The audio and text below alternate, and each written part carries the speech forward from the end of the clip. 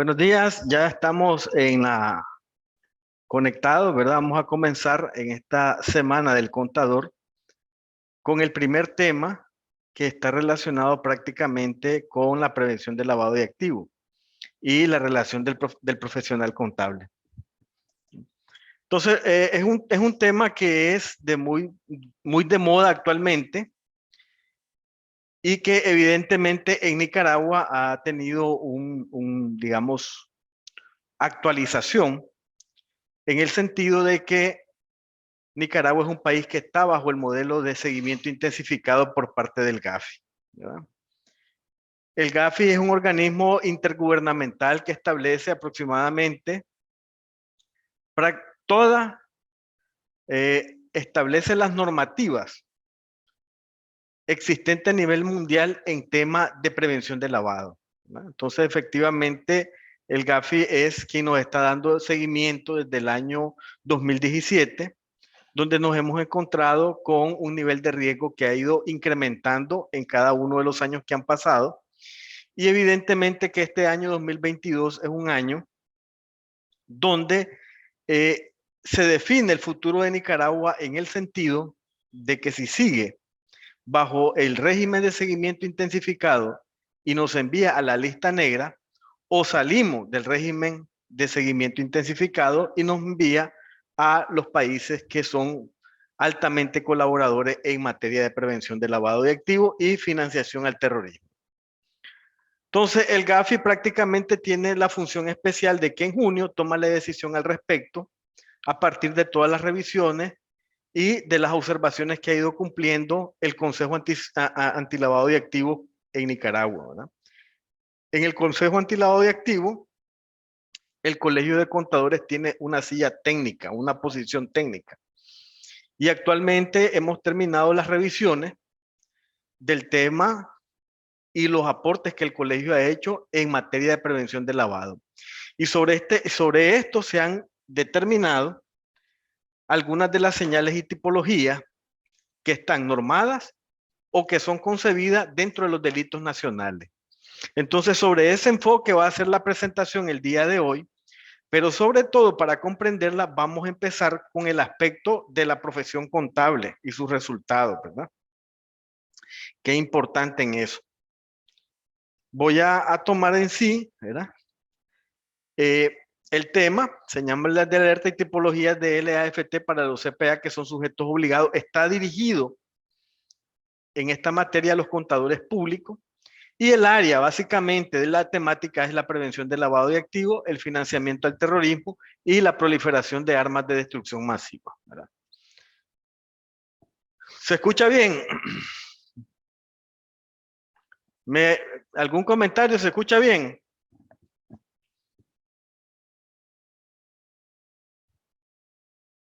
Ok, seguimos.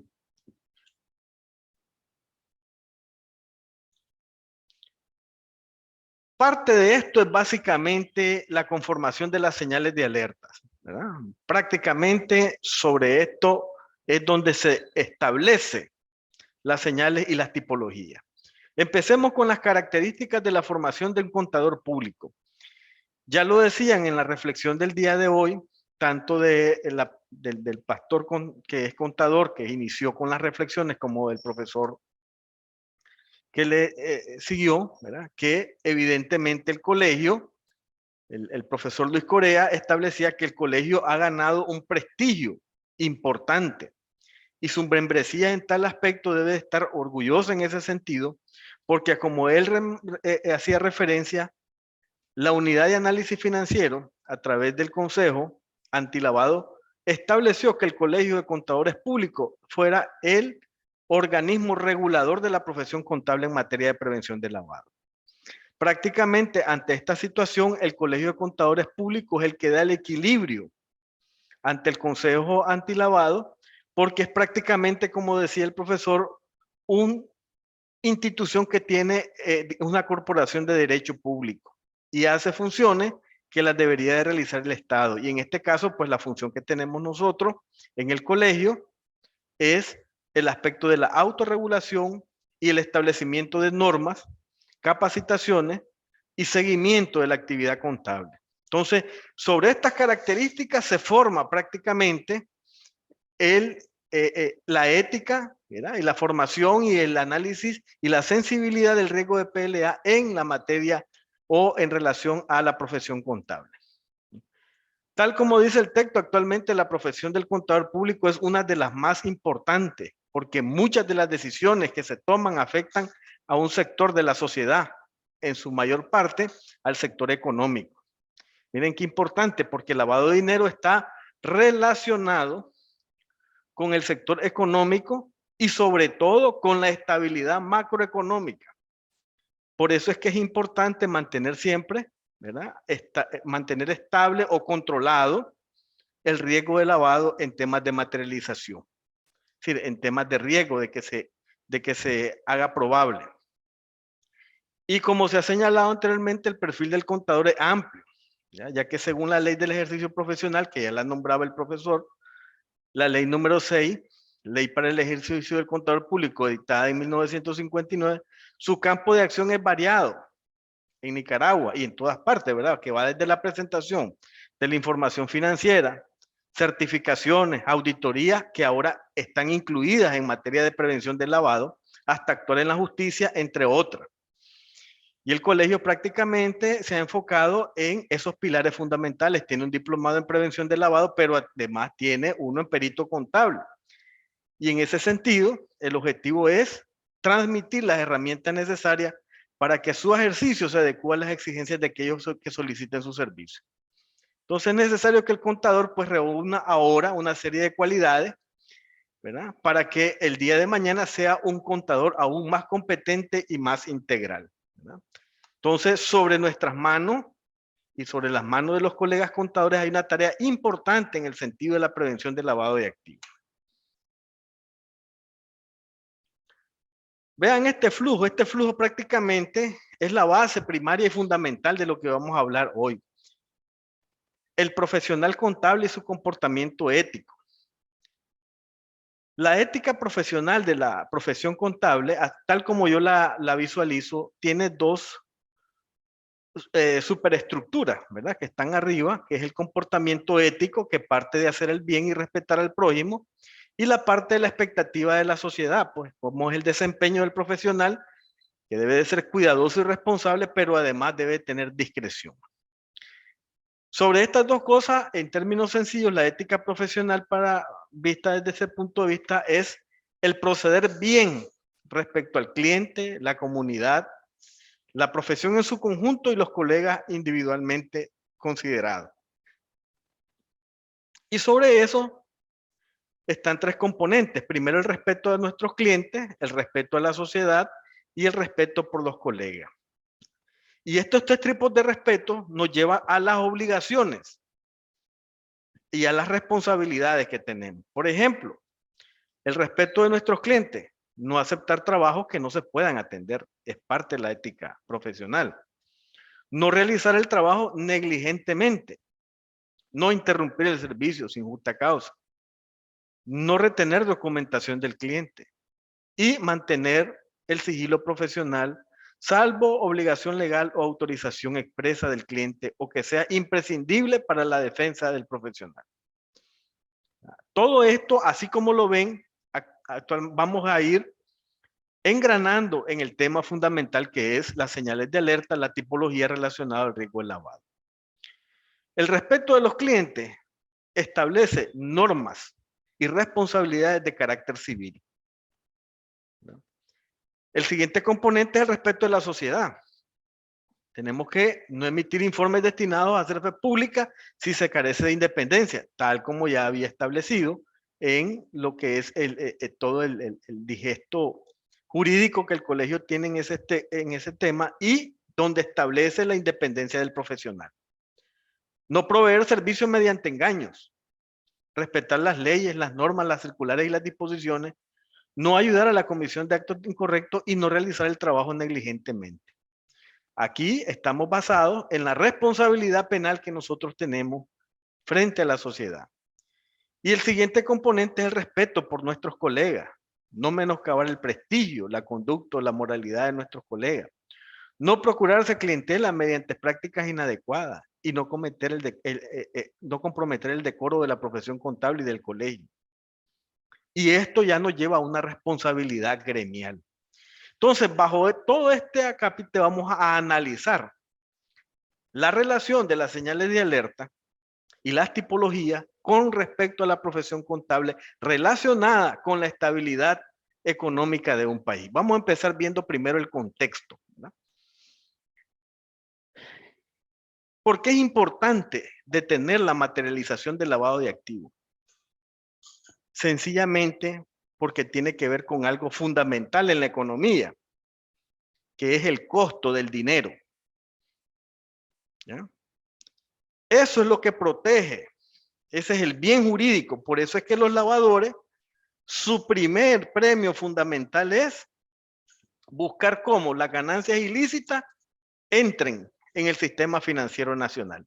Ese es prácticamente el premio, ¿verdad? Entrando en el sistema financiero, ya el mal está hecho.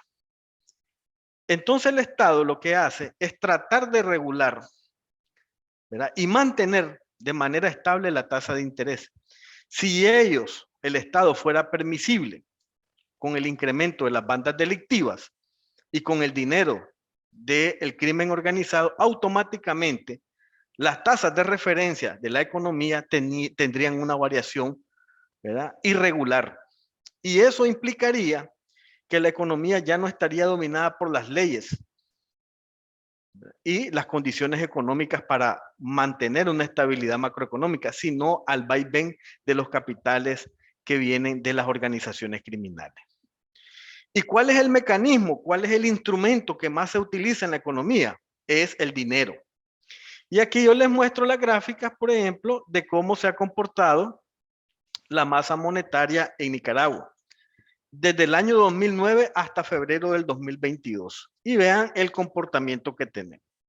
¿Y por qué nos vamos al dinero? Porque el Estado en Nicaragua tiene dos formas de controlar la tasa.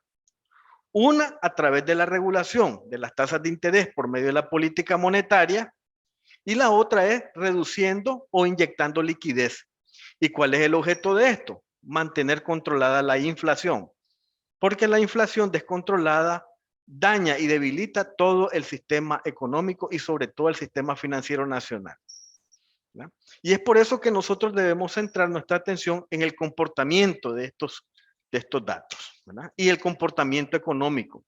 Recuerden que las economías tienen 4 estadios: crecimiento, expansión, estabilización y recesión. Y Nicaragua, bajo mucho tiempo, ¿verdad?, en estos últimos 2 años, ha tenido un efecto recesivo en su economía, producto de varios eventos. El evento de la pandemia, luego vinieron 2 huracanes, y ahora evidentemente que estamos con el problema de las guerras que se están iniciando en Europa. Y evidentemente que eso lo que genera es expectativa inflacionaria. Y la expectativa inflacionaria lo que genera es un golpe directo digamos, no un golpe, sino un efecto directo a que las organizaciones criminales utilicen a la sociedad y empiecen a aumentar los delitos de este tipo de flagelo, ¿verdad? ¿Estamos claros entonces? ¿Por qué se vuelve importante? Entonces, veamos el comportamiento. En febrero del 22, Nicaragua cerró con 1.358 millones de dólares en su masa monetaria. Cuando hablamos de masa monetaria, estamos hablando del agregado monetario del dinero que caminan las personas en su bolsillo, que están en las cajas fuertes o en las bóvedas de las empresas públicas y privadas, ¿verdad? Y todo lo que es captación de depósitos del público en temas de ahorro. No hablamos aquí de cuenta corriente ni de otros instrumentos que también son equivalentes de efectivo, pero que no son de fácil de realización. Por ejemplo, el encaje legal no está incluido. Aquí solo es dinero contante y sonante, ¿verdad? Y evidentemente que ustedes ven el gráfico y logran determinar que hay un incremento, digamos, ponderado de la masa monetaria en ese aspecto y que hay un control, ¿verdad?, en ese aspecto de la inflación, tratando de que no exista un antecedente que no lleve a tener un efecto en el que digamos, el Estado tenga que tocar permanentemente la alza o la baja de las tasas de referencia. Las tasas de referencia bancarias en Nicaragua están en 3.21 y no se ha tocado desde marzo del 2021. Llevamos un año sin tocarlo y eso es una buena señal. Sin embargo, vamos a ver los siguientes efectos, ¿verdad?, que hay en la economía. Ya vimos el comportamiento del gráfico, pero veamos esto, el crecimiento del Producto Interno Bruto y la inflación. Cuando hablamos de temas económicos, y eso por qué se los estoy presentando, estimados colegas, porque esto es prácticamente el fundamento de aumentar, ¿verdad?, el tema de riesgo en prevención de lavado. Una economía altamente recesiva o con niveles, digamos, irregulares de crecimiento del Producto Interno Bruto genera altos niveles de actividad delictiva. Entonces, cuando hablamos de crecimiento económico, estabilidad o recesión, hablamos de dos componentes fundamentales, el PIB y la inflación. Y aquí, ¿qué tenemos? Vean cómo ha sido el comportamiento. En temas económicos, de manera general, cada vez que el Producto Interno Bruto crece más que la inflación, como ocurrió el año pasado, donde el Producto Interno Bruto creció en 10.75 y la inflación creció en 7.78, evidentemente que estamos hablando de un periodo en el que se ha cruzado la línea de la recesión económica y apunta a una recuperación. Sin embargo, en este punto ustedes ven, ¿verdad?, que hasta el año 2012 Nicaragua tenía altos periodos recesivos y el crecimiento económico, de alguna manera, aunque era bastante fuerte, se sostenía sobre ciertos indicadores de exportaciones de productos principales, ¿verdad? Miren, por ejemplo, el crecimiento del PIB en el año 2009 fue de 4.41 y la inflación de 9.23. Ante esta situación, cada vez, como les explicaba nuevamente, que la inflación crece más que el Producto Interno Bruto, estamos en un tema de fenómeno creciente inflacionario, pero además es muy posible periodos altos de recesión que se ven afectados sobre toda esta curva. Tomando en cuenta el comportamiento de la base monetaria y tomando en cuenta el crecimiento del PIB y la inflación en Nicaragua, se prolongan los procesos recesivos de la economía. Por eso es que ve que casi siempre tenemos una media de crecimiento entre el 4,5% y el 5% anual, ¿verdad? Hasta ahora, pues, que en este año, producto de la misma dinámica económica, se procedió o se amplió la recuperación económica en ese aspecto. Pero esa recuperación económica ha generado mayor inflación que se está viendo afectada ahorita en estos primeros años con este incremento brutal, ¿verdad?, de el índice de precios al consumidor, que ya anda rayando por encima del 7% y que va a tener sus efectos en el corto y mediano plazo. ¿Y qué implica esto sobre el tema que estamos viendo? Que las actividades delictivas van a incrementar más, porque todavía nosotros no nos reponemos de los 160,000 empleos perdidos que se hicieron en el año o que desaparecieron en el año 2018 y que paulatinamente han ido recuperando. Sin embargo, no alcanzamos ese rendimiento todavía, ¿verdad? Miren el comportamiento de los depósitos de la cartera de crédito en cuanto a su crecimiento. La cartera total ha sido muy variante y es evidente que el riesgo de crédito en Nicaragua ha incrementado brutalmente, ¿verdad? Los bancos que normalmente mantenían índices de cartera en riesgo cercanos del 5% o menores, ahora están por encima del 12%. Han duplicado sus créditos reestructurados y han mandado muchos casos a cobro judicial. Y en el caso de la cartera de los depósitos, igual ha tenido ese comportamiento irregular. Entonces estamos frente a un fenómeno económico que permite un caldo de cultivo que el tema de lavado de activos sea propicio por las condiciones económicas actuales y apuntan hacia fenómenos de fraude o prácticamente hacer tipologías criminales en el sentido ahora más tecnológicas y menos de operaciones de cara a cara. Y entonces estamos metidos ante esta situación y el contador público de Nicaragua está inmerso en esa situación y tiene que aprender a despejar de acuerdo a su ética profesional, ¿verdad?, y a su marco regulatorio qué trabajos les pueden afectar y cuáles no, o qué información adicional tiene que pedir para poder culminar o terminar su proceso de análisis. A esto le sumamos que Nicaragua tiene un bajo nivel de bancarización, 35 puntos básicos en el año 2020, ¿verdad? Y un Producto Interno Bruto en el año 2020 de 12.621 millones de dólares, ¿verdad? Entonces, una economía bastante pequeña en ese aspecto y que es frágil frente a este fenómeno que es el lavado de activos, ¿verdad? Sigamos viendo el contexto, que es el punto fundamental que vamos a analizar ahorita. Las rutas del narcotráfico en Nicaragua, ¿verdad? Ya vimos el comportamiento de la masa monetaria. Hemos visto también cómo está Nicaragua en los estadios económicos y hemos analizado que la mayor parte de ellos se han encontrado en periodos recesivos. Y luego el comportamiento de la cartera de crédito en cuanto al riesgo de crédito y en los depósitos.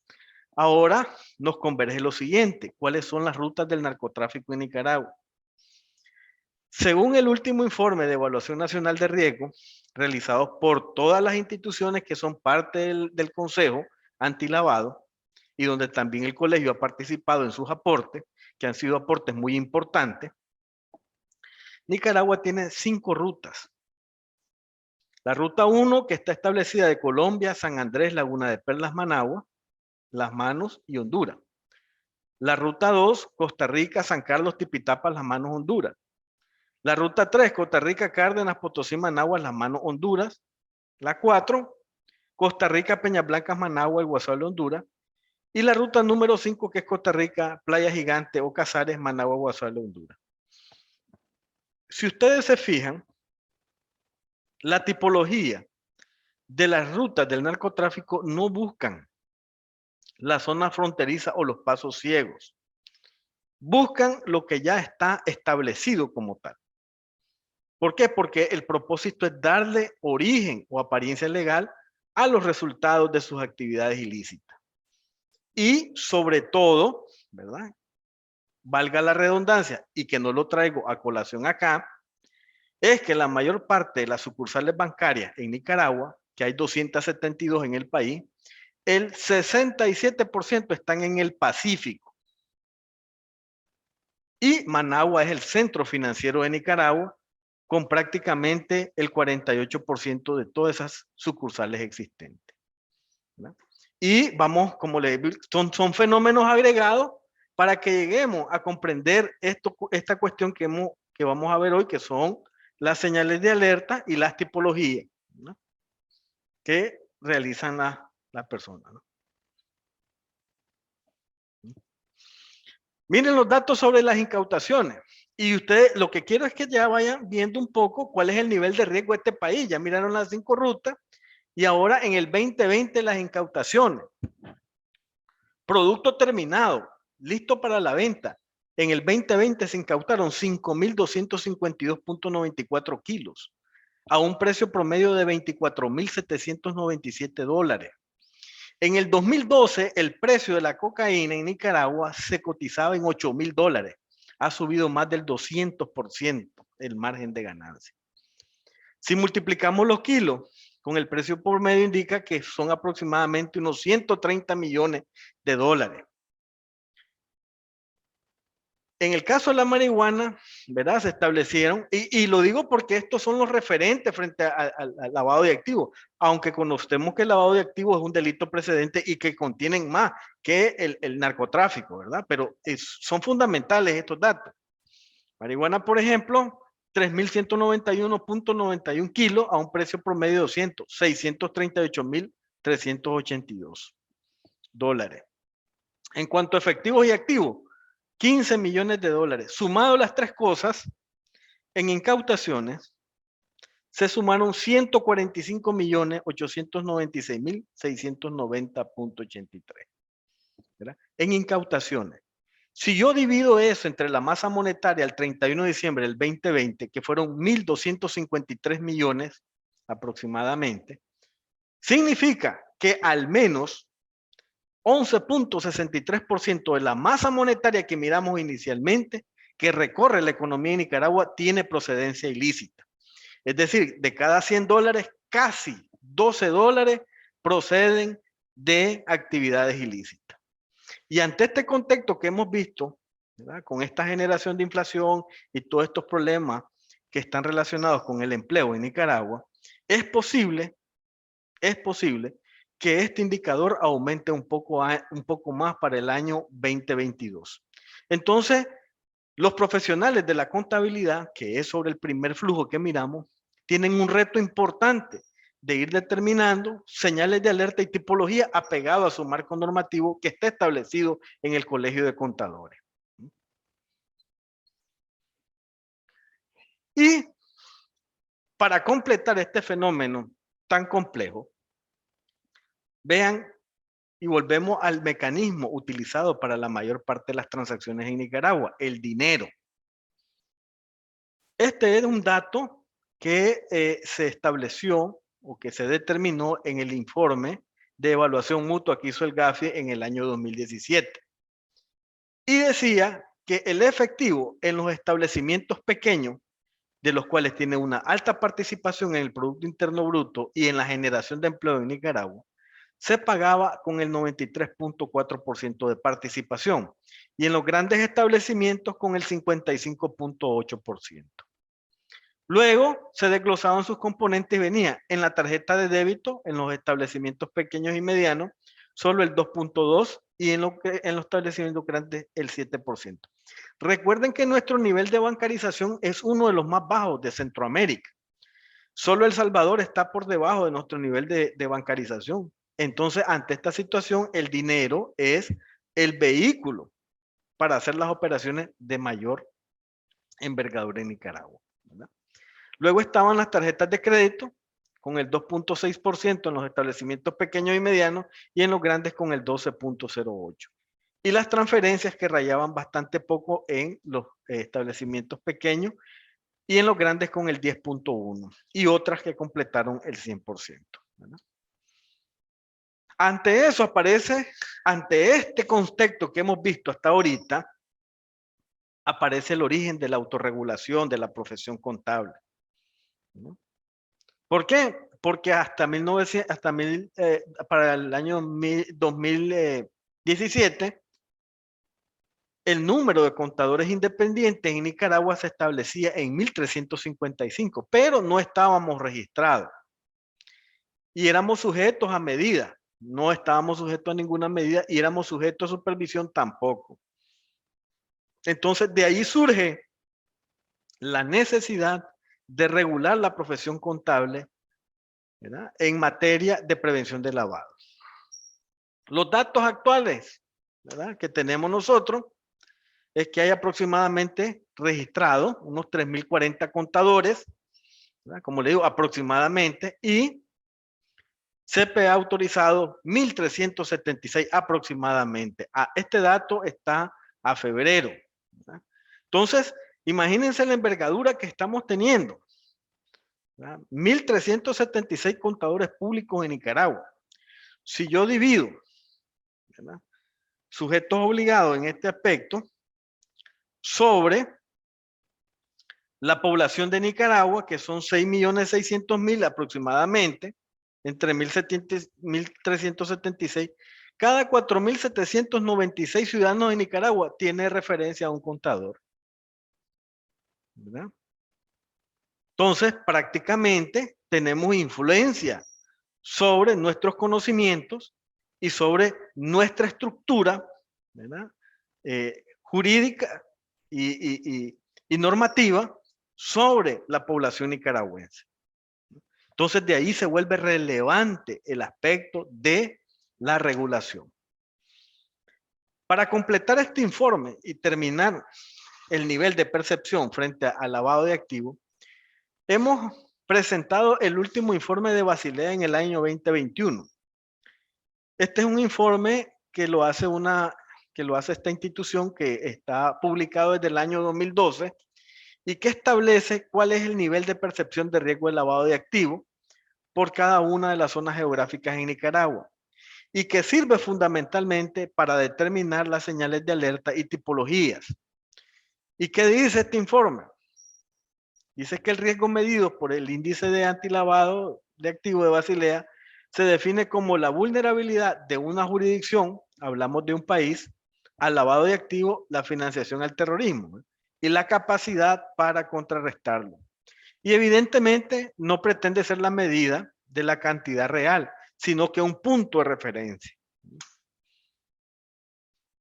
¿De dónde se establecen las puntuaciones de riesgo? Se establece bajo 5 criterios.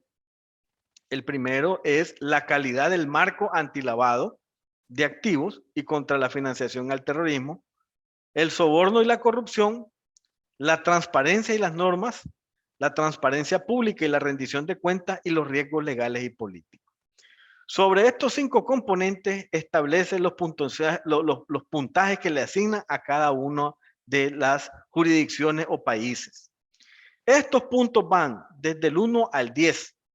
A partir del 5.3, los países se vuelven de alto riesgo. Veamos cómo están las estadísticas, ¿verdad? En el año 2021, las tendencias de riesgo fueron los activos virtuales, los beneficiarios finales, de lo cual ya Nicaragua presentó una ley de beneficiarios finales, y la semana pasada hubo una reforma a la ley del Código de Comercio y a la ley del notariado. Luego están las profesiones no financieras, que es donde aplica la profesión contable, y los sistemas de antilavado que sean eficaces. Pero en este sentido, esas son las tendencias de riesgo, ¿verdad? Que los sistemas más bien han tenido ineficacia al mostrar la detección del riesgo de lavado. ¿Qué nos dice esta fuente? Mire cómo ha sido el comportamiento que nos mandata Basilea o que nos presenta Basilea. En el año 2015 ocupábamos la posición número 73 de más de 164 países del mundo que son analizados bajo este enfoque. En el año 2016 igual tuvimos el mismo lugar con una puntuación de 5.84.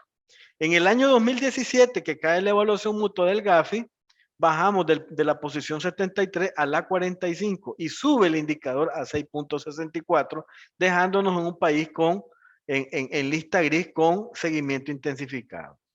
En el 18 ya entramos dentro de los 20 países con mayor percepción de lavado de activos en el mundo, con 6.72 puntos básicos. Y en el 2019 subimos un poquito, pero nos mantenemos cerca de los primeros 20, llegamos al número 21 con 6.53. Y en el 2020 alcanzamos una de las posiciones más cerca, la posición número 16 a nivel del mundo, con 6.78. Y en el 2021, ¿verdad?, la posición número 15 con 6.75. El 22, evidentemente, no lo tenemos porque no ha corrido el año, ¿verdad? Entonces, ¿qué es lo que nosotros tenemos? Tenemos un país, así en temas generales, de alto riesgo en materia de prevención de lavado. Sin embargo, la profesión contable como sujeto, ¿verdad?, regulado, pero además su estructura, que es el Colegio de Contadores Públicos, autorregulador, ha permitido crear normas y resoluciones que le establecen la forma de tratar de mitigar el riesgo de lavado a los contadores. Vamos a ver un poco el tema del concepto. Ya vimos los datos del concepto, del contexto, ahora vamos a los conceptos generales. ¿Qué es la tipología? ¿Qué son? Básicamente, las tipologías, tal como me apego más al concepto de Feleban, que es un poco más completo, son técnicas y procedimientos y acciones y operaciones que utilizan las organizaciones criminales para cometer acciones delictivas. Bien. También se ha señalado que son las diferentes formas como se llevan a cabo los delitos y, como lo indica el GAFI, las metodologías y las tendencias identificadas como patrones de operación criminal en estas organizaciones, ¿no? Eso es una tipología. ¿Tenemos identificadas las tipologías? Sí hay identificación de tipología en Nicaragua relacionada con los clientes que atienden los profesionales de la contabilidad y en muchos de los casos traen a colación algún tipo de característica o tipología que se han encontrado con algunos clientes, ¿verdad? Que es importante. Entonces, ¿qué se hace? Se hace una consulta a las listas de riesgo para ver si realmente están o no dentro de esas listas de seguimiento.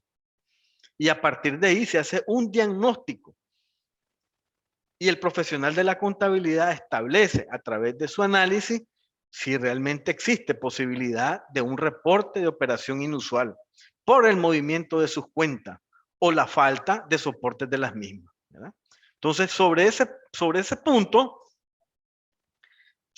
punto es donde se establece prácticamente el modelo de las señales de alerta y las tipologías que debemos ir enriqueciendo cada vez más. El año pasado, el Colegio de Contadores Públicos elaboró su evaluación sectorial de riesgo, dando como indicador que el riesgo del colegio o riesgo de la profesión contable como tal es bajo, ¿verdad? ¿Por qué? Porque hicimos un análisis cuidadoso, primero de la sensibilidad, y de los 3.040 que tenemos registrados, 2.174 han tenido, ¿verdad?, capacitaciones en materias de prevención del lavado. Y segundo, la estructura como tal, muchos de los profesionales de la contabilidad agremiados aquí son auditores, son directores de gestión de riesgo, tanto operativo como de prevención del lavado, y que conocen bien el tema.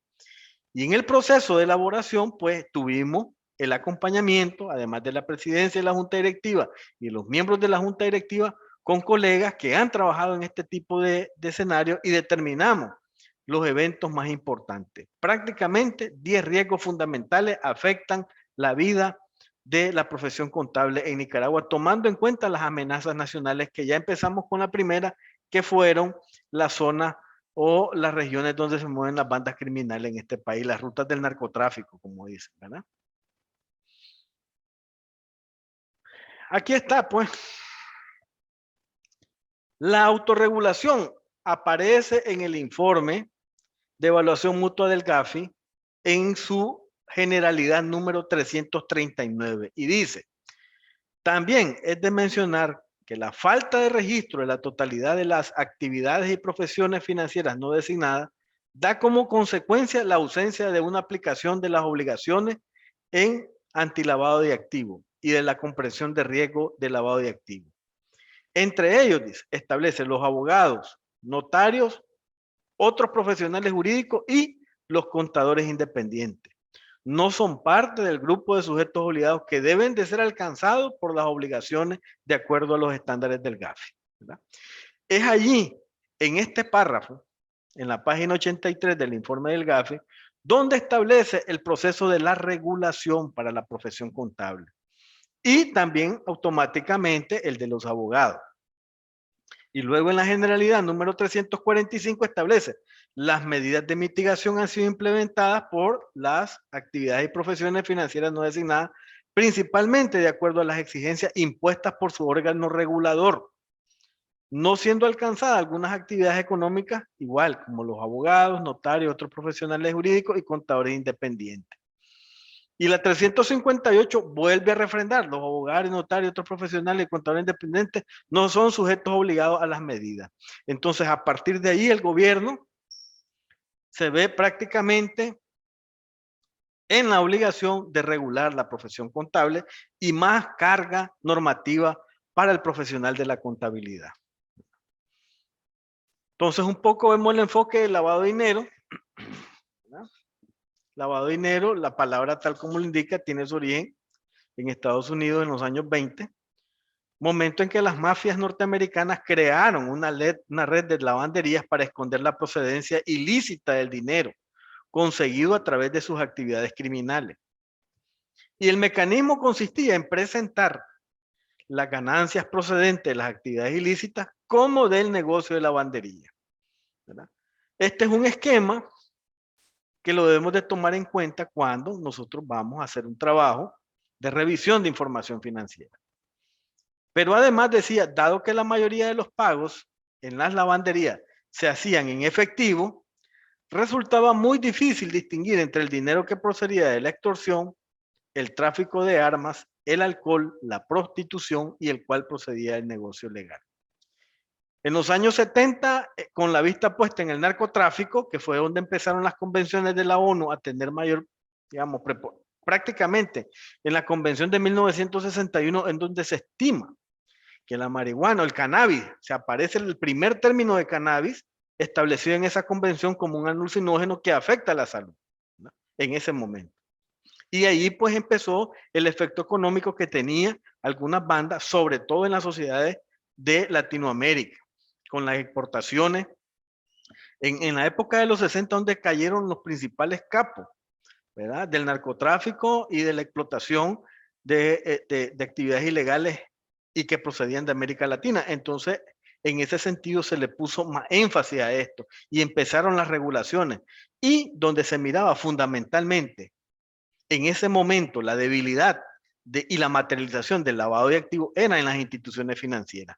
Y es por eso que empezó su enfoque primero a que se hicieran medidas de prevención de lavado en los bancos antes que cualquier otra institución o actividad o profesión financiera existente en la sociedad.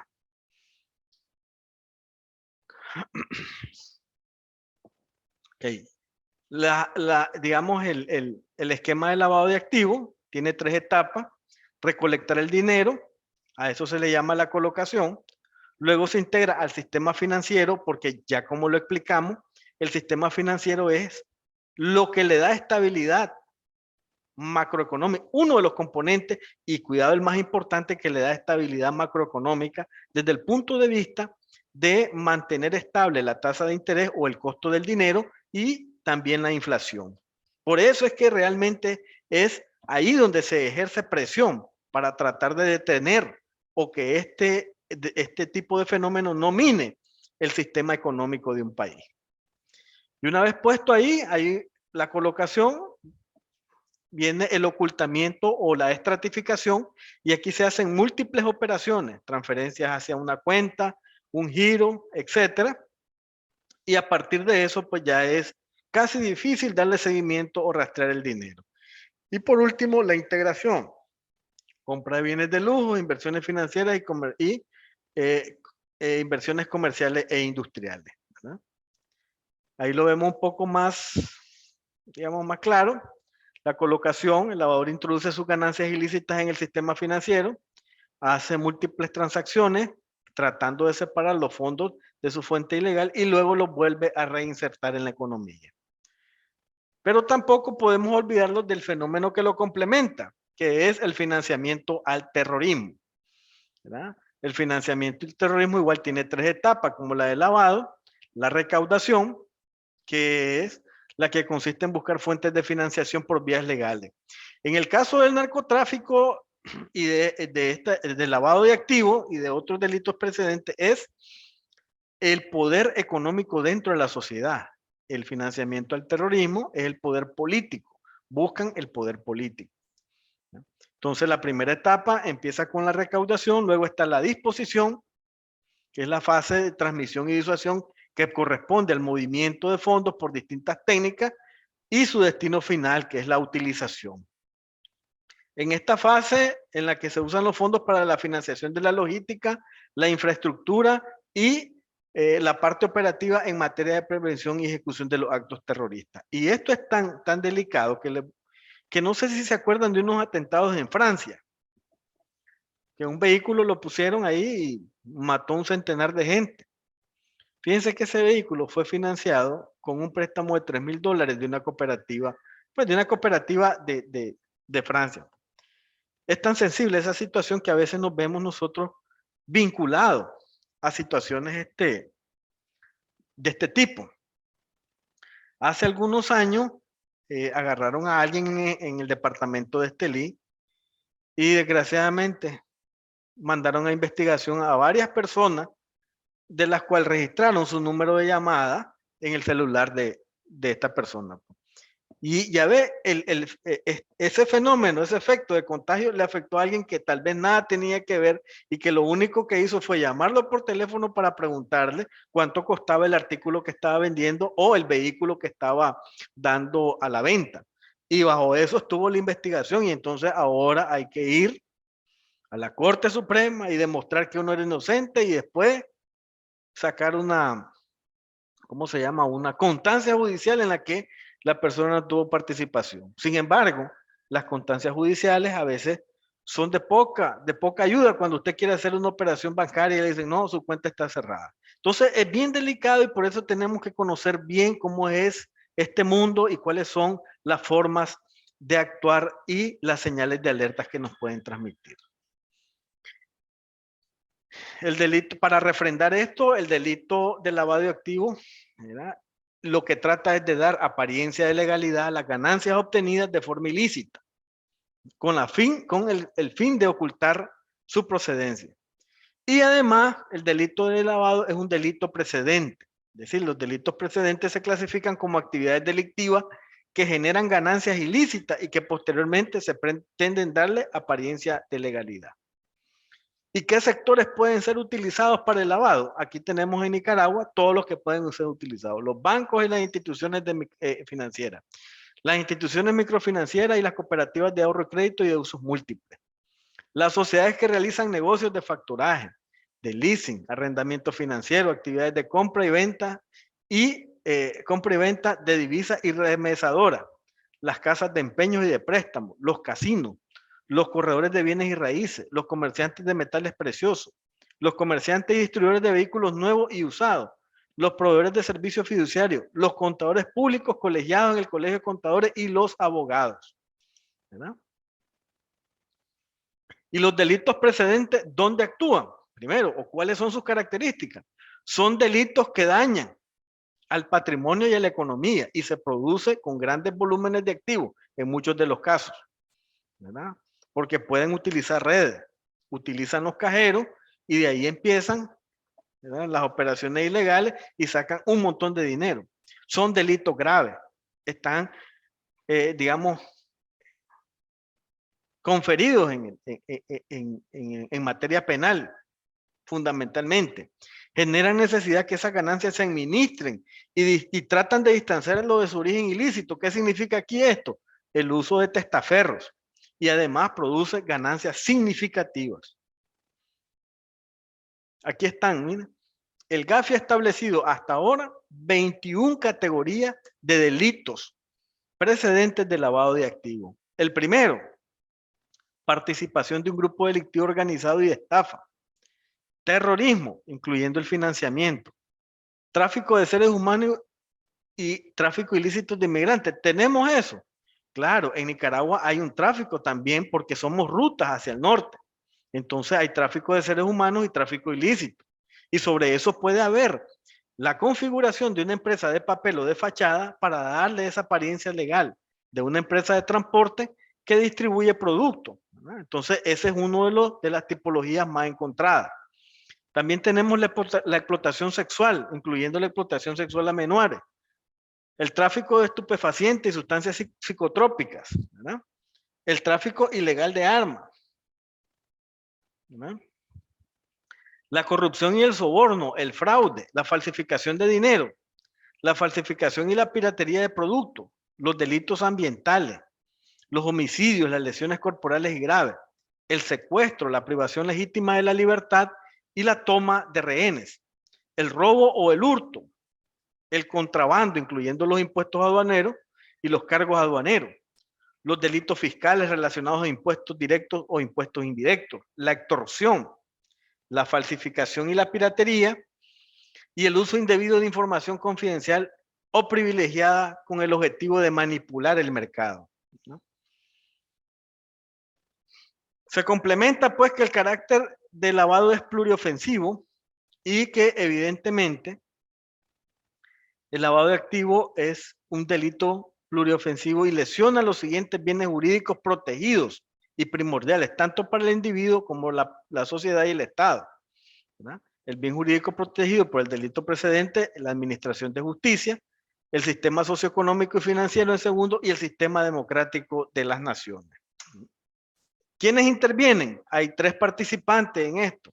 Los promotores, que son los que reciben el beneficio directo, son los que andan maquinando, son los que ejercen las operaciones de las actividades ilegales, las actividades ilícitas. Luego están los técnicos, que es gente que conoce, ¿verdad? que gente que conoce el sistema, conoce las debilidades, conoce las leyes, conoce las normas y diseñan los flujos y los procesos para ver cuáles son las debilidades en esos ciclos, en esos procesos y poder integrar el sistema, el dinero. Y es tan fácil que se puede hacer ahora que prácticamente las organizaciones criminales le mandan números de cuenta y dicen tal banco. Imagínense pues que de pronto le dicen a usted, deposíteme tanto en el Banco Pichincha de Ecuador, con nombres y apellidos. Y no solo eso, como son bandas internacionales, le mandan el número SWIFT y bajo el nombre tal. Imagínense cómo lo utilizan. Y la gente, evidentemente, por el temor, no habla ante esta situación. ¿Por qué? Porque tiene un familiar. ¿Verdad? Entonces, prácticamente se vuelve así, algo directo, y parecieran darle la apariencia legal de que está recibiendo un depósito producto de una transferencia, pero evidentemente el fondo, la transferencia de ese depósito viene de una actividad ilícita. ¿Verdad? Hace poco me mandaron la captura de una pantalla, evidentemente con un tipo de trato de esa manera, pues. Y yo digo, chocho, han llegado al nivel ya de desfachatez de ya no descubrir, no encubrir nada, ya tienen nombre y todo. ¿Por qué? Porque la gente está coaccionada.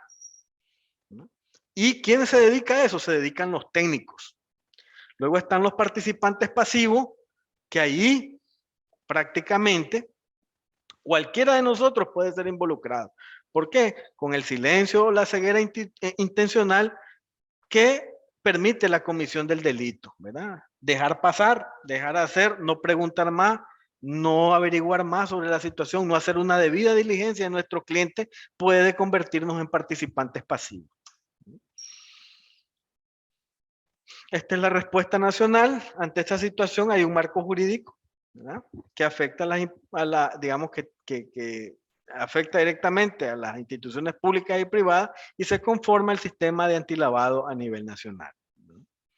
Aquí está la integración, las convenciones de la ONU es donde proceden, prácticamente donde establecen las medidas legales, las normativas, las recomendaciones y promover la aplicación efectiva contra la lucha de lavado. Luego están los estándares internacionales, que en este caso el GAFI ha establecido 40 recomendaciones y normas y recomendaciones especiales en temas de financiación de lavado.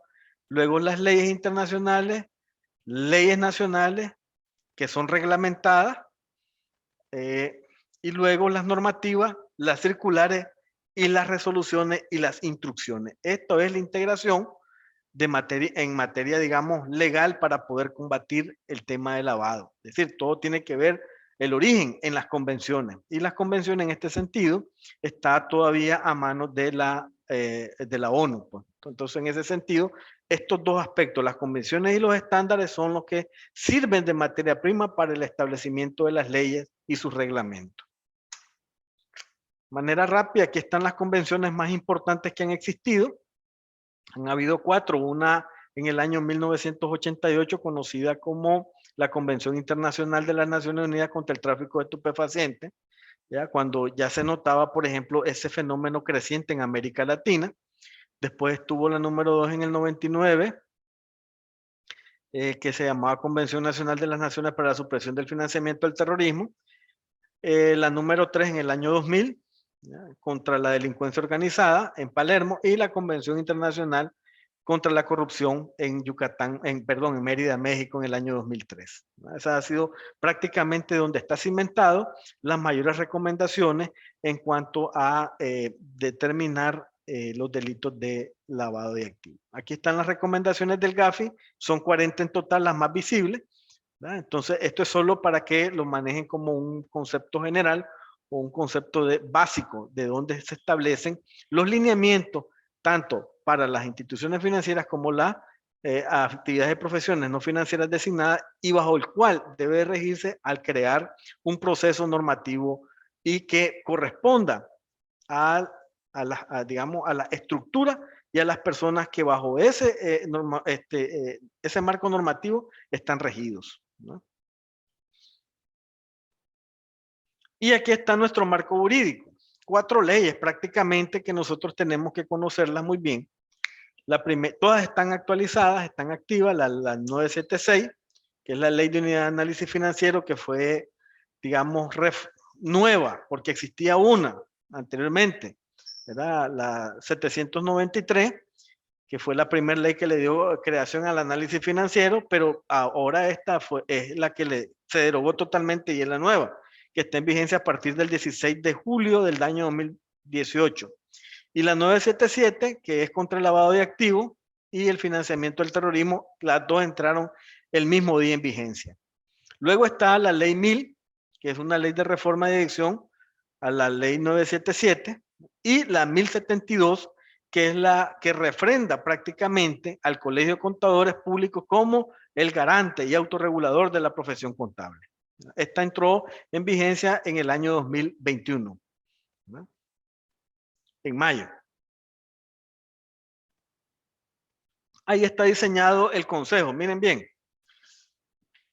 Aquí están todos los participantes del consejo a nivel nacional antilavado. El Poder Judicial, el Ministerio de Hacienda y Crédito Público, la PGR, el Ministerio Público, la Policía Nacional, la Superintendencia de Banco, la UAF, la CONAMI, el Ministerio de Gobernación y el Ejército Nacional. Este es el consejo y el Colegio de Contadores tiene una mesa técnica en ese consejo donde establece su participación y delimita también el conocimiento de las señales de alerta y las tipologías.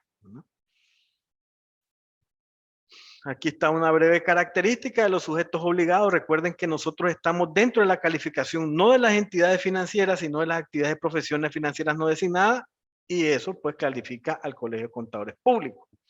¿Qué tenemos aquí? El sistema está integrado, ¿no?, por el conjunto coordinado del artículo 5 de la ley 977, las autoridades competentes en esta materia, que son los operadores, y los sujetos obligados. En este caso, el Colegio de Contadores, ¿verdad?, es un autorregulador y entonces tiene la facultad de ser operadores porque establece políticas, leyes, reglamentos y normativas que contribuyen a la protección de la integridad del sistema financiero y la economía nicaragüense.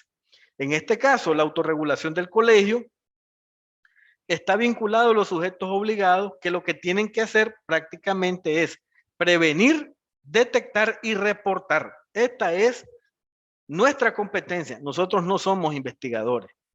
Prevenimos a través de la debida diligencia de nuestros clientes, detectamos las operaciones inusuales, es decir, aquellas operaciones que no son congruentes frente a nuestro patrón normativo o frente, frente al comportamiento económico del contexto, y reportamos porque decimos, mira, esto nos parece que debería de filtrarse esta información, y si al final no hay un soporte jurídico ni económico, pues hacer un reporte de operación sospechosa que está a cargo del colegio. Entonces, hasta ahí hemos llegado con los dos aspectos fundamentales que establece este flujo, que es el contexto y el concepto como tal. Ahora vamos a las normas generales, para ya al final caer con las señales de alerta. La ley 1072 en su artículo 30 establece claramente, ¿no?,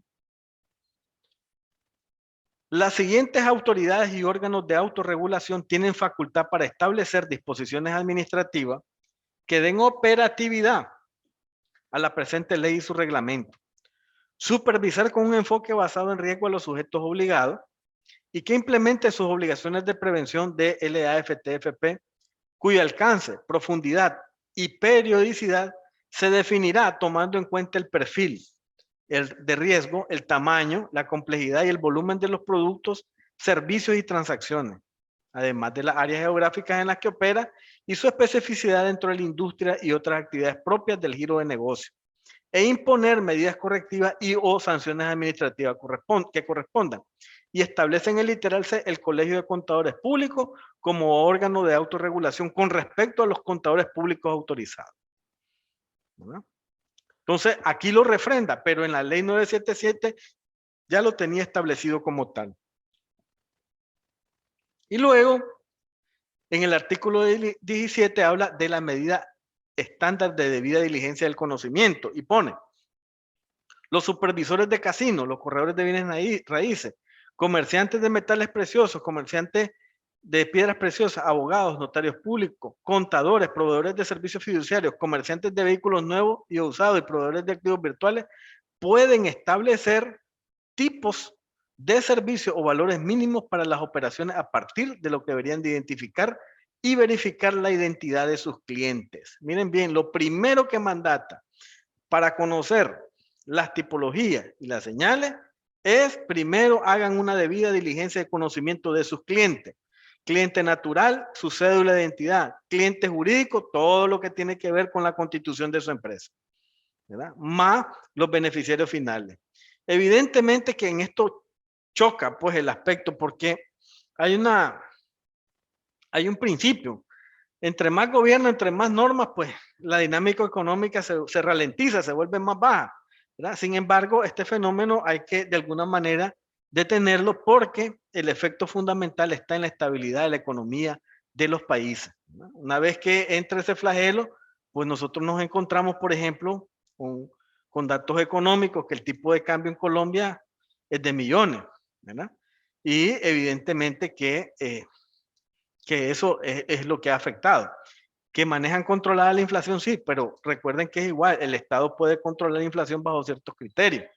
Sin embargo, una vez que el capital, el comportamiento de esos depósitos es irregular, pues prácticamente están en manos en el vaivén de las organizaciones en cuanto a ese movimiento económico, o por lo menos en la cartera de depósito. Sobre esta situación, el Colegio de Contadores emitió una resolución, la número 1/2019, ¿verdad?, que es el instrumento jurídico oficial, actualizado, íntegro y refundido de la normativa de autorregulación del Colegio de Contadores Públicos en materia de prevención del lavado, ¿verdad? Y fue aprobado el 3 de mayo del año 2019 bajo la resolución 01/2019. Esta resolución está en la página web del colegio, pero además tiene incorporadas las reformas de sus artículos 2, el inciso, y el 5 con el inciso A, el 8, el 9 y el 22 aplicado a través de la normativa de reformas aprobadas por la Junta Directiva el 15 de enero del 2021. Si ustedes se fijan, todo este marco normativo es nuevo, ¿verdad? Es prácticamente de poca edad y está vigente conforme a los temas relevantes, ¿verdad? Y se establecieron políticas, procesos, aprobaciones y responsabilidades asignadas en materias de supervisión, capacitación, coordinación y sanción en materia de prevención del lavado. La normativa del colegio establece claramente en su artículo 2 su ámbito de aplicación, ¿verdad? Los contadores públicos, CPA, son sujetos obligados. Miren bien, los contadores públicos, CPA, son sujetos obligados a la prevención de riesgo de conformidad con el artículo 4, inciso 18, el 9, inciso 4, el 15, inciso A, el 17, inciso 7 y el 30, inciso C de la ley 977.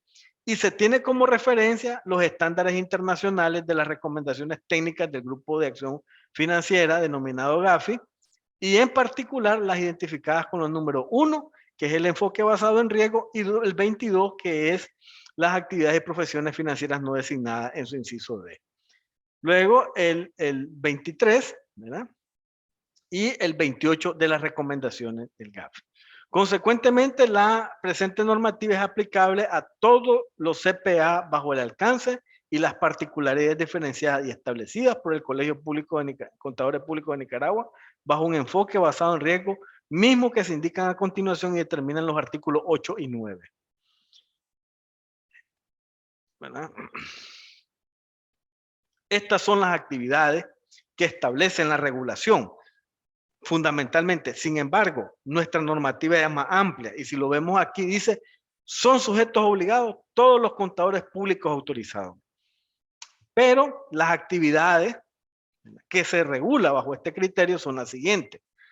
Grupo A, CPA, son sujetos obligados, también denominados en la presente normativa y en las circulares técnicas del colegio como CPA, supervisados en materia de prevención de lavado. No significa que cualquiera de los otros miembros no pueda tener una supervisión de su programa de prevención de lavado, aunque sea un programa bien pequeño o bien general. Sin embargo, tiene que haber, digamos, algo, una política, un procedimiento, y evidentemente que el colegio ha hecho un proceso de acompañamiento en muchos de los casos. ¿no? Entonces, establece aquí, son aquellos CPA que en el ejercicio de la profesión contable, ya sea que la ejerza de manera directa o de manera a través de firmas o sociedades, realiza o se disponga a realizar transacciones para o con sus clientes en cualquiera de los siguientes 5 servicios o actividades: la compra y venta de bienes inmobiliarios, la administración del dinero, valores u otros activos, administración de cuentas bancarias de ahorro o valores, organización de contribuciones para creación, operación o administración de empresas, creación, operación, administración de personas jurídicas u otras estructuras jurídicas y compra-venta de entidades mercantiles. La mayor parte de los CPA, que son sujetos obligados, no las realizan. Sin embargo, no por eso dejan de ser sujetos obligados en materia de prevención. En la normativa del colegio se establece la clasificación de los CPA de acuerdo a dos grupos. El grupo A, que lo vemos aquí, dice grupo A1. Ejerce la profesión contable únicamente de manera individual e independiente y está obligado a desarrollar como mínimo las tareas de PLA establecidas en el artículo 8, el inciso B y el 9, inciso A de la presente normativa. Yo les recomiendo que tengan un tiempo importante y traten de descargar la normativa del colegio y le den una leidita. En el grupo A2 son los que ejercen la profesión contable a través de firmas o sociedades que tengan 10 o menos CPA como colaboradores, ya sea bajo régimen laboral o por servicios profesionales. Este grupo está obligado a desarrollar como mínimo las tareas de PLA establecidas en el artículo 8, inciso B y el 9, inciso B de la presente normativa, que tienen que ver con la creación de los manuales, de las políticas y los procedimientos internos. Y el grupo A3 ejerce la profesión contable a través de las firmas y las sociedades de CPA que tengan 11 o más CPA como colaboradores, ya sea bajo régimen laboral o por servicios profesionales. Este grupo está obligado a desarrollar como mínimo las tareas de PLA establecidas en el artículo 8, inciso B y el B, inciso C de la presente normativa. En este grupo A3 es más amplio todavía y se establece la elaboración o la revisión de del programa de prevención de lavado de activos por funcionarios independientes. Entonces tiene que llegar prácticamente un auditor externo a auditar el programa de prevención de lavado y enviarlo al colegio en los primeros 15 días del mes de marzo de cada año, ¿verdad? Y luego está el grupo B, que es el grupo más general, que son aquellos CPA que en el ejercicio de la profesión contable, ya sea que le ejerza de forma individual o a través de firmas o sociedades, no realizan o no se dispongan a realizar cualquiera de los 5 servicios o actividades indicadas en el inciso A del presente artículo, y los CPA en el grupo B están obligados a desarrollar como mínimo tener un pequeño manual de política de prevención de lavado, tal como lo establece en el portal del PLA del colegio, donde están la estructura de un manual de prevención de lavado. En temas básicos, ¿qué es la prevención de lavado? Es identificar a mi cliente, la debida diligencia, y mis clientes pueden ser ocasionales o pueden ser habituales, y en ese sentido yo tengo que hacer una diferencia en el tratamiento para uno de ellos. Puede ser que a los clientes que no son habituales solo les pida la cédula de identidad. Sin embargo, los que ya son habituales ya les tengo que pedir otro tipo de información que tenga que ver, digamos, con, ¿cómo se llama? Con aspectos más profundos de información financiera.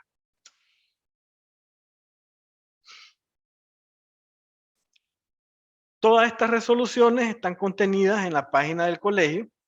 Está la resolución 2, que habla sobre el llenado del perfil individual de CPA como sujeto obligado. La resolución 3, que es el último plazo para el envío al colegio del formato de datos individuales.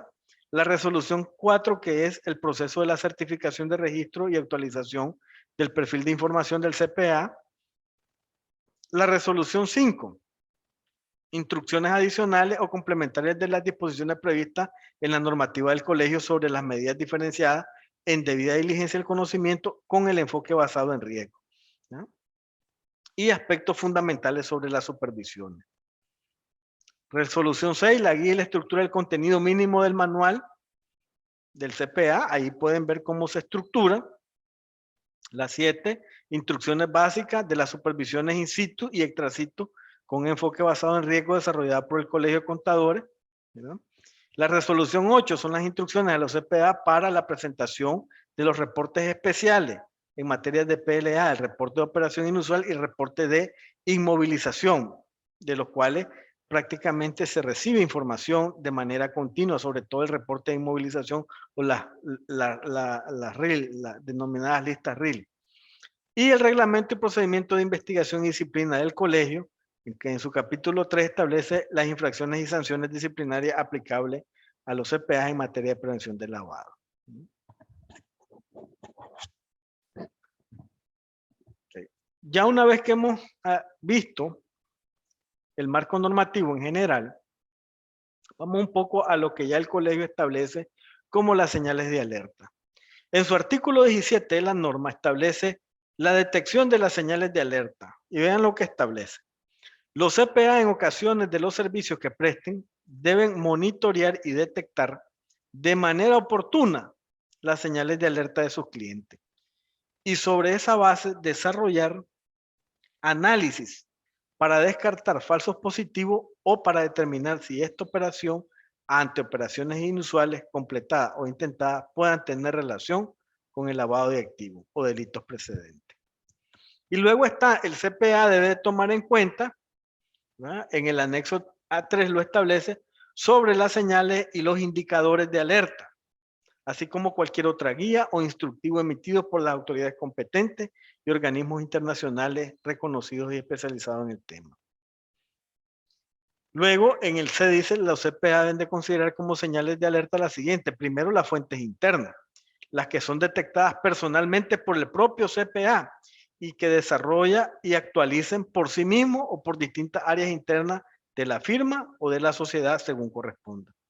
Y luego las detectadas por los procesos de monitoreo, que ya sean manuales o automatizados, según corresponda. Y la segunda fuente son las fuentes externas, las detectadas a partir de los requerimientos de información de parte de las autoridades estatales competentes o del Colegio de Contadores. Las detectadas a partir de catálogos o listas de señales de alerta o tipologías compartidas por la UAF o por el colegio o por organismos especializados nacionales o extranjeros. Las detectadas a partir de noticias relacionadas en materia de prevención de lavado o delitos precedentes. Luego viene, una vez que han sido detectadas, viene el proceso del análisis de las señales de alerta. Las señales de alerta detectadas conforme al artículo anterior deben de ser sujetos de un análisis que consiste en la revisión primero del perfil del cliente. Cuando hablamos del perfil del cliente, estamos hablando de la debida diligencia. Un perfil del cliente es un documento que hace la respuesta de 3 preguntas básicas. Primero, ¿quién es mi cliente? ¿Cómo lo identifico? Segundo, ¿dónde vive? ¿En qué zona geográfica está? Y tercero, ¿por qué busca mi servicio? Entonces, ese es un formato que está establecido bajo esos criterios y responde a esas 3 preguntas. Y sobre esas 3 preguntas establezco un nivel de riesgo, ¿verdad? Y a eso le adiciono el comportamiento financiero de ellos u otros medios, cualquier hecho u operación intentada o completada que pueda estar relacionada con el lavado de activos con el fin de determinar operaciones inusuales. Entre las operaciones inusuales más comunes y que están establecidas en la norma están servicios y operaciones que no se ajusten al perfil económico de la persona natural o jurídica que lo solicita. Servicios u operaciones solicitados que sean inusitadamente complejos, insólitos, significativos, atípicos, incongruentes y desproporcionados. Y el colegio, mediante circulares, emite un listado de indicadores de riesgo que relacionan los servicios, los actos o contratos que se consideran susceptibles de estar particularmente vinculados con el lavado de activos y que por tanto deben de ser examinados por el CPA con mayor atención y siempre deberán ser reportados al colegio. Para ello el colegio pues pone a disposición personal con apoyo técnico y también coordinación con la unidad de análisis financiero. ¿Todo esto a qué nos lleva? Nos lleva al reporte de operación inusual, que todavía no se convierte en un reporte de operación sospechosa. El reporte de operación inusual en el artículo 19 inciso A es aquellos casos en el que el CPA tenga sospecha de que existen indicios de lavado de activos en la actividad o servicio solicitado y considera que la aplicación de las medidas de debida diligencia alertará a la persona natural o jurídica sobre esta y podrán optar por no completar este proceso y remitir un reporte de operación inusual a la dirección del colegio, ¿verdad? La dirección de PLA del colegio, con la información de la identificación que haya podido recabar y documentar las razones por las cuales no se pudo llevar a término el proceso de DDC. Y en el B dice, de conformidad con el artículo 8 y el 9 de la ley 976, los CPA presentan ROI a la dirección de PLA del colegio en el formato previsto en el anexo 4 bajo las estrictas medidas de confidencialidad. El reporte de operación inusual, el CPA presenta, el proceso es, el CPA presenta a la dirección de PLA el reporte de operación inusual de acuerdo, independientemente del monto o la cuantía de las operaciones, de que sean operaciones completadas o intentadas, de la naturaleza de las operaciones y del tipo de cliente involucrado. Y luego el inciso se establece ante las señales de alerta detectadas y la presentación de un ROI, cada CPA, asumiendo y gestionando sus propios riesgos, decide si inicia, mantiene o termina la relación de negocio o de servicios con sus clientes. El reporte de operación sospechosa, bajo quién ya, el alero de quién está bajo el alero de la dirección de el programa de prevención del lavado y examina si las operaciones inusuales reportadas por los CPA son sospechosas de lavado o son delitos precedentes. La dirección como estructura operativa examina si la operación inusual tiene una explicación o una justificación apropiada, lógica y documentada y presenta sus conclusiones al comité de PLA. Y el comité es quien decide si clasificar o no esta operación como sospechosa. Y de ser positivo, la dirección presenta el ROS a la UAF.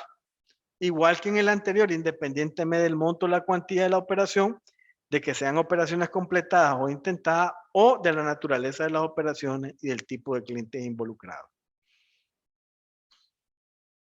Luego ya esto es un procedimiento operativo, pues hay que enviarlo a través de una plataforma, ¿verdad? Una plataforma existente al que el colegio tiene un usuario y una contraseña y evidentemente sobre el análisis operativo interno del ROI que haga la dirección, así como los ROS presentados ante la UAS, no se informará a los CPA, ¿verdad? Eso es confidencial.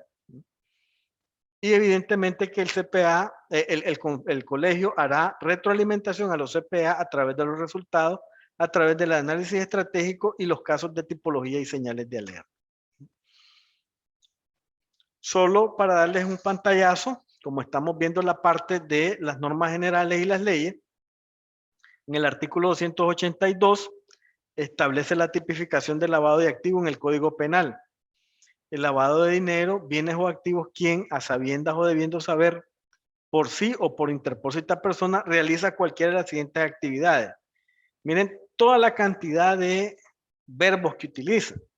Adquiere, use, convierta, oculte, traslade, asegure, custodie, administre, capte, resguarde, intermedie, vendiere, grabare, donare, simule o extinga obligaciones, invierta, deposite o transfiera dinero, bienes o activos originarios o subrogantes provenientes de actividades ilícitas o cualquier otro acto con la finalidad de ocultar o encubrir su origen ilícito, sea en un solo acto o por la reiteración de hechos vinculados entre sí, independientemente que alguno de estos haya ocurrido dentro y fuera del país. Aquí estamos hablando en la primera fase de los operadores. Y en la segunda, ve, dice, impide de cualquier forma la determinación real de la naturaleza, del origen, la procedencia y la vinculación del dinero, bienes o activos, valores o intereses generados de actividades ilícitas o asesores, gestione, financie, sociedades y empresas ficticias o realice actos con la finalidad de ocultar o encubrir su origen ilícito, sea de un solo acto o por la reiteración de hechos vinculados entre sí, independientemente que hayan ocurrido dentro o fuera del país. Entonces, este artículo 282, si lo vemos de esta manera, en la primera parte nosotros tenemos el promotor, quien realiza la operación, y en la segunda parte establece al técnico, al que hace toda la, digamos, el engranaje y la estructura administrativa y logística para poderlo hacer digamos, el proceso de lavado, ¿no?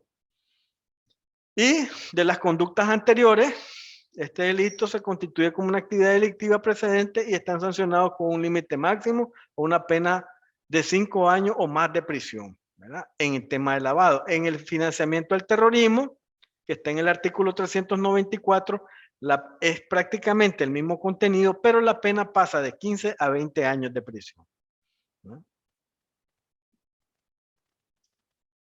Aquí tenemos las actividades ya de acuerdo a la autorregulación que el colegio realiza. El colegio realiza riesgos, políticas y coordinaciones, regulación de los CPA, marco normativo y capacitaciones, gestiona diligentemente las actualizaciones de la lista del Consejo de Seguridad de la ONU, hace supervisiones in situ y extra situ y establece sanciones, ¿no? Y ya para aterrizar con las señales de alerta, tomado de la página web de Promérica, estos serían los requisitos para emprender una empresa en Nicaragua.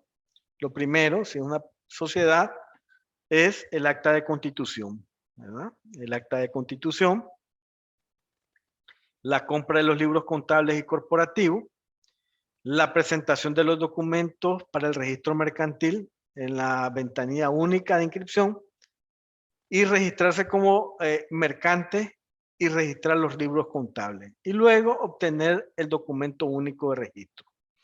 ¿Por qué traemos a colación esta situación? Vean, en todo este proceso participan dos grandes actores. Los contadores públicos que establecen, ¿verdad? Que establecen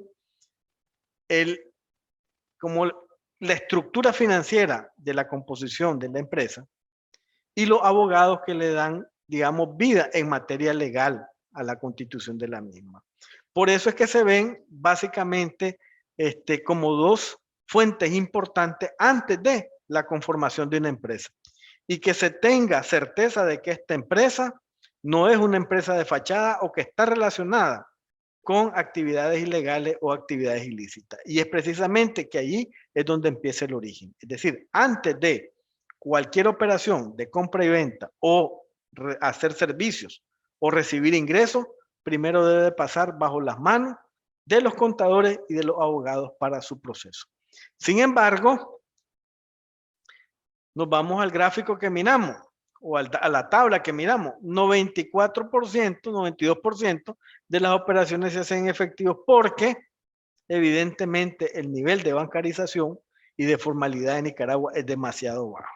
Y desde ahí hay un riesgo interesantemente alto, ¿verdad? Y de esto pues hablamos de los factores de riesgo que tiene que ver en materia de prevención de lavado. Los factores de riesgo son 4.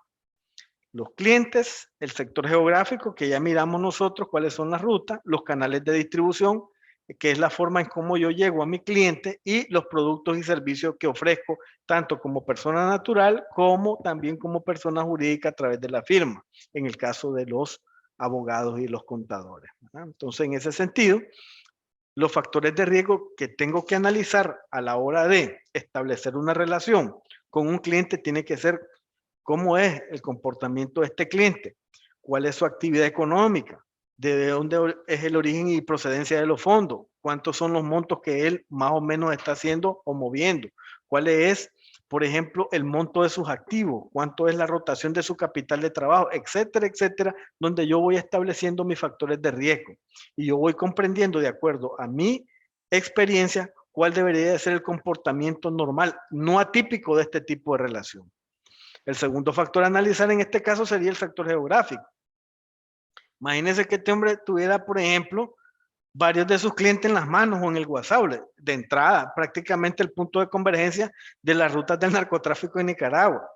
Pero ese dato yo lo tengo que manejar, lo tengo que conocer, ¿verdad? Y para eso, digamos, tenemos evaluaciones nacionales y el colegio da información en ese aspecto y lo pone en el portal y en su página web.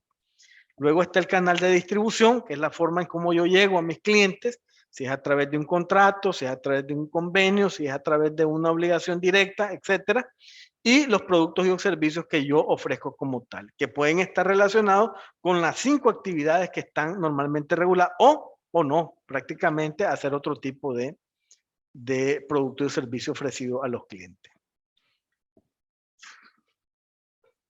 Miren bien, aquí ya empezamos con las tipologías, ¿verdad? Las tipologías, estos son casos de Nicaragua, estimados colegas. Estos son casos de Nicaragua y que han sido juzgados y sentenciados aquí. No los hemos ido a buscar en el extranjero, ¿verdad? Sino que son, como dicen aquí, puro pinolero, ¿verdad? Veamos cómo se comportaron estos casos.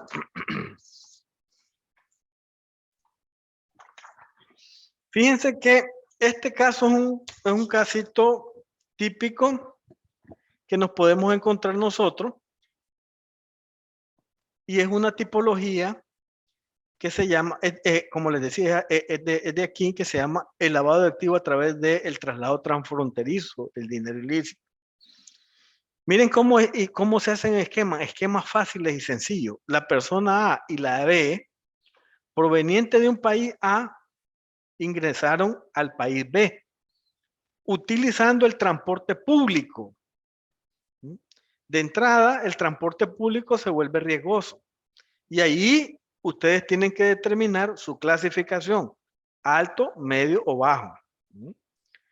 Y estas personas, en sus inicios, declaraban el dinero que trasladaban, ¿no?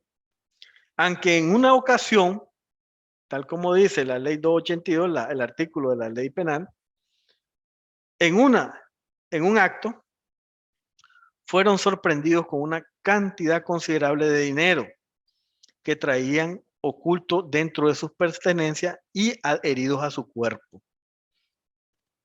El objetivo, evadir el pago de impuestos correspondientes. La evasión de impuestos es delito precedente de lavado de activos, ¿verdad? Y luego ser ingresados libres de impuestos al país B. Los retuvieron, ¿verdad? Retuvieron la cantidad de efectivos que traían, ¿de acuerdo? Pues, y revisaron la cantidad y establecieron la vinculación. Miren el dato. Se le confiscaron 5 teléfonos celulares, 5 tarjetas de créditos, $500,000 en efectivo. Se hizo escaneo del dinero, pero al final no se logró determinar ni con certeza de que fuera producto de actividad ilícita. Pero ¿cuál es el delito aquí? La evasión de pago de impuestos. ¿Estamos claros? Entonces, no es nada más actividad ilícita, sino también delitos precedentes. Veamos el siguiente caso, empresas de fachada.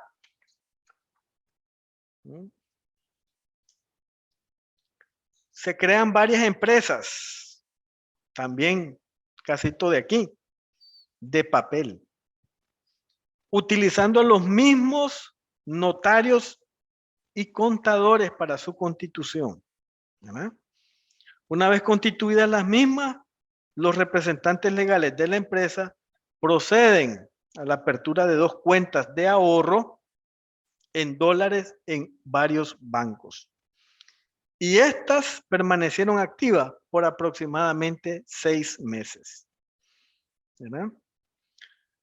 Las instituciones bancarias presentaron un ROS y reportaron que se presentan varias personas de diferentes agencias, ¿verdad?, en los mismos días y realizan depósitos en efectivo en billetes de baja denominación, normalmente de $20, que suman montos menores a $10,000, es decir, el techo para hacer un envío de información a la UAF y dar procesos de monitoreo. Ya conocen el tema. Ahí estamos hablando de operadores y técnicos. Y lo fatal es que si tienen incorporado a un personal del banco, peor todavía, ¿verdad? Y posteriormente, cada empresa el mismo día del depósito o al día siguiente realiza transferencias internacionales enviando el 100% de los montos depositados. ¿Estamos claros? Otra tipología con señales de alerta, lavado de activos a través de sociedades de compra y venta de inmuebles. De entrada, la compra y venta de inmuebles es una actividad profesional, es una actividad de profesión financiera no designada. Debería de tener al menos un programa de prevención de lavado y estar por lo menos regulada ante la UAF. pero en este caso no estaba. Un caso de acá igual, ¿verdad? Todos estos casitos son casos nacionales. La persona A, que ya está sentenciado, se dedicaba al lavado de dinero, producto del narcotráfico. Las ganancias obtenidas las colocó y las estratificó e integró constituyendo sociedades de fachada que se dedicaba a la adquisición de propiedades en diferentes lugares del país. Creación de la sociedad que se dedicaba a la construcción de obras civiles, verticales y horizontales para posteriormente crear complejos habitacionales. Y utilizó las sociedades para la suscripción de cuentas en diferentes entidades financieras. Miren que es un patrón generalizado. Ocupo la creación de la empresa, abogado, notario, contador, y luego me voy a ver si coloco este dinero en el sistema financiero nacional. Y bueno, utilizó las sociedades para la suscripción de cuentas en diferentes entidades financieras, así como la obtención de créditos hipotecarios. Y estas sociedades realizaban ventas ficticias de inmuebles, todo con el fin de ocultar el origen ilícito producto del tráfico de drogas. Y vean bien, los socios de estas sociedades de fachada eran familiares inmediatos, la padre y la esposa y otros miembros del grupo criminal.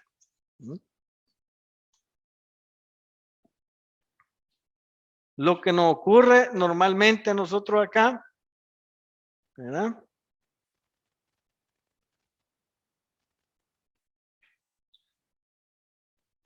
Comercio informal y la ausencia de respaldos que sustenten la generación de los ingresos.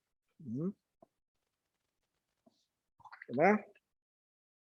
¿Qué tenemos aquí? En el país A, produce harina, azúcar, arroz, y el registro público de estas personas natural sin autorización o registro de funcionamiento. En su domicilio, él compra este tipo de productos y los almacena, ¿verdad? Digamos, en su casa o en alguna bodega. Tiene depósitos en efectivo y también hace retiro en efectivo en un domicilio particular. Y luego hace venta y recibe pago en los diferentes mercados del país. Normalmente a comerciantes minoristas, ¿verdad? ¿Qué pasa aquí? Los ingresos percibidos por la actividad declarada no se relacionan con el pago del impuesto. Caso común, pues ustedes, y pues nada en contra de los comerciantes del mercado oriental, pero en algunos de los casos ustedes ven unos grandes edificios detrás ahí, por el lado del, ¿cómo se llama? De esta parte de atrás, del mercado oriental, ¿verdad? Ahí, y tienen cuota fija. Y es efectivamente este tipo de aspectos en los que uno dice, evidentemente estas son, digamos, negocios que por su informalidad y la ausencia de respaldo, que no sustentan la generación de los ingresos, pues no pagan los impuestos que deben de pagar y evidentemente se nota el nivel de las estructuras construidas, que son grandes depósitos, pues, ¿verdad? Entonces ahí se crea un caldo de cultivo para la actividad ilícita. Solo saquen cuenta, estimados colegas, que para la época de diciembre en el mercado oriental se mueven aproximadamente 250 millones de dólares. Y yo les aseguro que ahí hay una parte muy importante de dinero ilícito, no solo en temas de actividades relacionadas con psicotrópicos y estupefacientes, sino que en evasión de impuestos, ¿verdad? Y ese tema nadie todavía, porque es un tema muy espinoso, lo ha querido tocar ni ordenar, ¿verdad? El mercado oriental tiene años de funcionar y bajo ese mismo esquema es el mercado más grande de Centroamérica y bajo ese mismo esquema, quién sabe hasta cuántos años lo vamos a tener en esa condición. ¿Eh?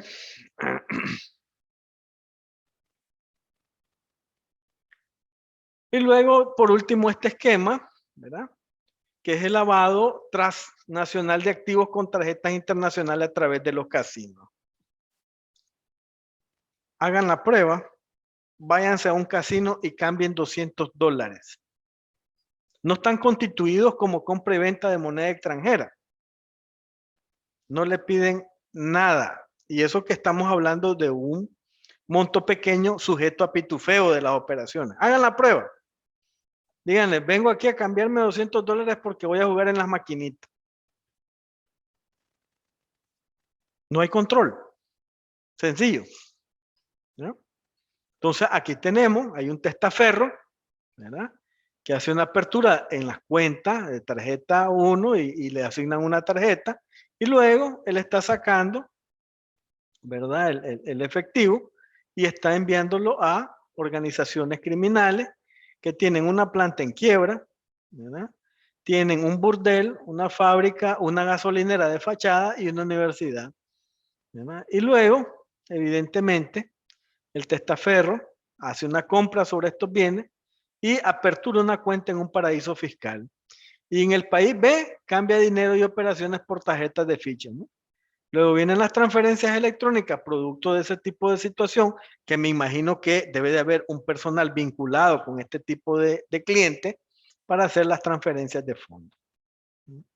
Entonces, estas son las tipologías que normalmente se notan, ¿verdad? Y por último, las que aparecen, pues aquí ya con instituciones más formales. Banco Promérica se presuntamente lava 370 millones al cartel de Texas.